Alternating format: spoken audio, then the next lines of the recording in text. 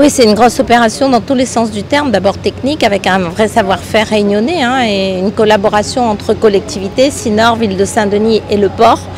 Donc ça c'est aussi un message collaboratif réussi. Et puis c'est une grosse opération parce que 100 ans c'est un patrimoine qu'on sauve. C'est nos ancêtres qui l'ont planté là à un moment donné et on le sauve pour les générations futures. Il y a des centaines de milliers de gens qui ont parcouru ce sentier et qui ont toujours vu le Bagnan. C'est culturel ici, le Bagnan c'est une signification aussi importante. Donc oui, c'est historique pour nous. Il y a un des chefs d'entreprise qui nous disait que lui qui a l'habitude de faire sur La Réunion, c'est la première fois qu'il y a une opération de cette ampleur. Le port avait sauvé déjà des bagnans, mais pas de 100 ans.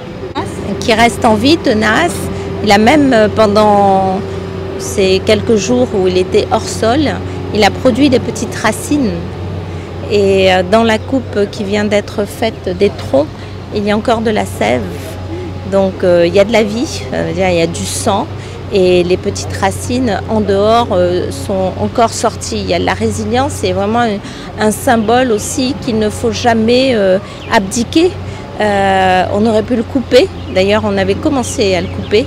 Et lorsque la Sinor m'avait, en réunion de travail, m'avait dit que pour nettoyer on avait commencé à couper le Bagnan, j'ai demandé qu'on le stoppe et qu'on se rapproche de techniciens pour vérifier qu'il était en vie. Et la Sinor nous a accompagnés là-dessus, mais j'ai eu quand même la volonté de sauver ce patrimoine. On a d'ailleurs sauvé des arbres sur la Trinité qu'on a transplanté dans le cœur vert familial. Nous allons continuer à faire aussi quelques transplantations vers le Johnny Park pour qu'on ait encore cette continuité de sauver les arbres. C'était facile avant de prendre de couper les arbres, mais je pense qu'il faut, quand on peut les sauver, il faut les sauver. C'est la vie.